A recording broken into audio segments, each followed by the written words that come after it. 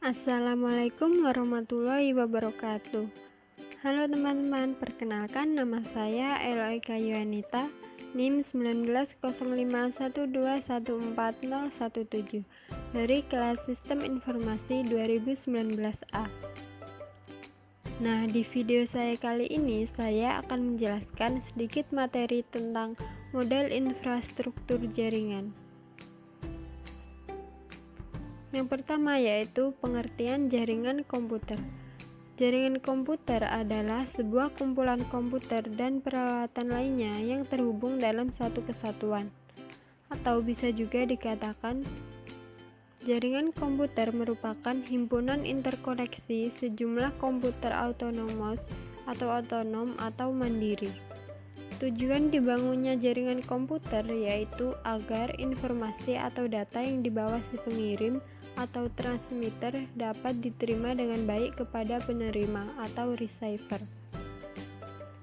Selanjutnya yaitu jaringan komputer terpusat dan terdistribusi. Jaringan komputer terpusat yaitu jaringan yang terdiri dari komputer klien atau user dan komputer server, di mana komputer klien bertugas sebagai perantara dalam mengakses sumber informasi atau data yang berasal dari komputer server. Selanjutnya, jaringan terdistribusi merupakan hasil gabungan dari beberapa jaringan terpusat sehingga memungkinkan beberapa komputer server dan komputer klien dapat saling terhubung dan membentuk suatu sistem jaringan. Selanjutnya ada data center. Data center merupakan fasilitas yang terdiri dari jaringan komputer dan penyimpanan yang digunakan oleh bisnis atau organisasi lain untuk mengatur, memproses, dan menyebarluaskan data dalam jumlah yang besar. Pembagian jaringan. Ada beberapa pembagian jaringan. Yang pertama yaitu berdasarkan cakupan atau jangkauan geografis. Ada PAN atau Personal Area Network. Yang kedua ada LAN, Local Area Network. Yang ketiga ada MAN atau Metropolitan Area Network. Yang keempat ada WAN, Wide Area Network. Yang pertama yaitu PAN. PAN merupakan jaringan telekomunikasi antara satu perangkat dengan perangkat yang lain dalam jarak yang sangat dekat, hanya dalam beberapa meter saja. Contohnya yaitu Bluetooth. Penggunaan HP dengan laptop menggunakan Bluetooth, atau menghubungkan mouse dengan laptop menggunakan Bluetooth. Yang kedua ada LAN, yaitu suatu jaringan di mana jaringan tersebut hanya mencakup wilayah kecil saja. Untuk jarak jangkauan LAN kisaran 0 km sampai 10 km. Contohnya yaitu komputer-komputer yang saling terhubung di dalam warnet, atau bisa juga di kantor atau di dalam lab komputer. Selanjutnya ada MAN. MAN merupakan jaringan yang mencakup suatu kota dengan dibekali kecepatan transfer data yang tinggi. Jaringan MAN merupakan gabungan dari beberapa jaringan LAN. Untuk jaringan MAN kisaran 10 km sampai 50 km. Contohnya yaitu jaringan mal-mal modern yang saling berhubungan antar kota. Selanjutnya ada WAN. WAN merupakan jaringan komputer yang paling luas di antara jaringan komputer yang lainnya. WAN mencakup jaringan antar negara atau bahkan benua. Untuk jarak jangkauan pada WAN kisaran 100 km sampai 1000 km. Contohnya yaitu jaringan internet. Selanjutnya pembagian jaringan berdasarkan aksesnya. Yang pertama ada internet, yang kedua ada intranet. Internet bisa diakses oleh kalangan publik, sedangkan intranet hanya bisa diakses oleh kalangan internal.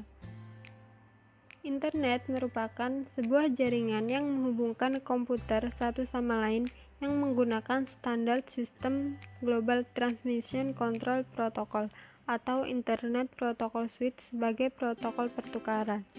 Sedangkan intranet merupakan jaringan pribadi atau private network yang menggunakan internet untuk saling berbagi dan bertukar informasi di dalam jaringan lokal. Selanjutnya yaitu pembagian jaringan berdasarkan cara membangunnya. Yang pertama ada ad hoc, yang kedua infrastruktur.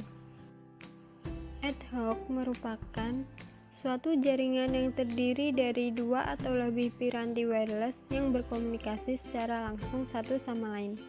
Sedangkan jaringan infrastruktur merupakan jaringan menggunakan suatu piranti Wi-Fi yang disebut access point sebagai suatu break atau jembatan antara piranti wireless dan jaringan kabel standar. Selanjutnya yaitu topologi jaringan. Berikut ada beberapa macam topologi jaringan.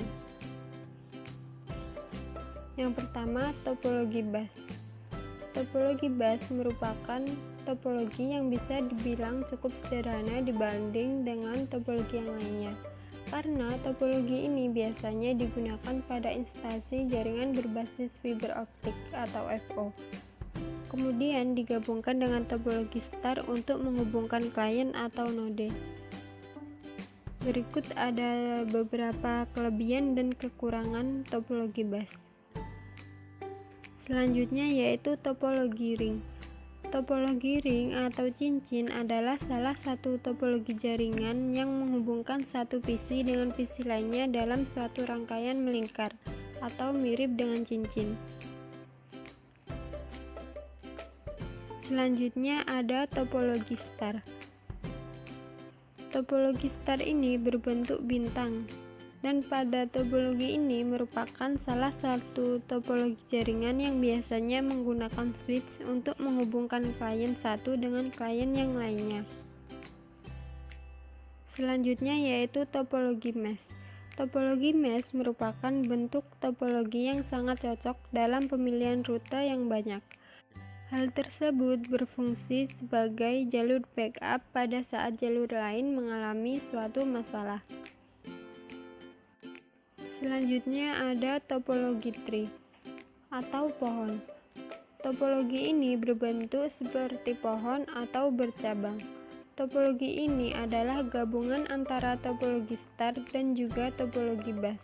Topologi jaringan ini biasanya digunakan untuk interkoneksi antar sentral dan hierarki yang berbeda-beda. Berikut ada beberapa kelebihan dan kekurangan topologi tree. Selanjutnya yaitu pembagian jaringan berdasarkan penggunaan kabel. Yang pertama, jaringan berkabel atau wired network. Yang kedua, jaringan nirkabel atau wireless network. Jaringan berkabel adalah jaringan yang menggunakan kabel sebagai media transmisi data. Kabel tersebut digunakan untuk menghubungkan satu komputer dengan komputer lainnya untuk saling bertukar informasi atau data yang terhubung dalam suatu internet. Salah satu media transmisi yang digunakan dalam wired network ini adalah kabel UTP. Selanjutnya, jaringan nirkabel adalah jaringan yang tidak menggunakan kabel sebagai media transmisi data, melainkan menggunakan gelombang elektronik sebagai media transmisi datanya. Selanjutnya ada pembagian jaringan berdasarkan siarannya atau castingnya. Yang pertama ada unicast, yaitu 1 ke 1. Yang kedua broadcast, 1 ke semua. Yang ketiga multicast, 1 ke grup.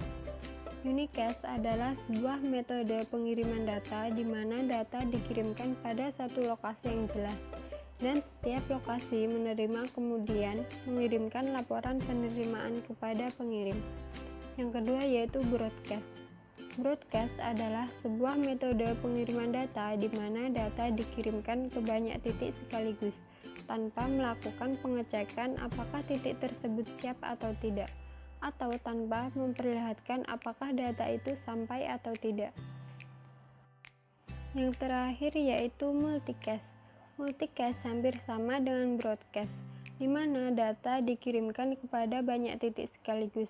Namun perbedaannya adalah titik tujuan dikelompokkan berdasarkan grup-grup tertentu melalui alamat grupnya. Sekian yang dapat saya sampaikan, semoga bermanfaat. Thanks for watching.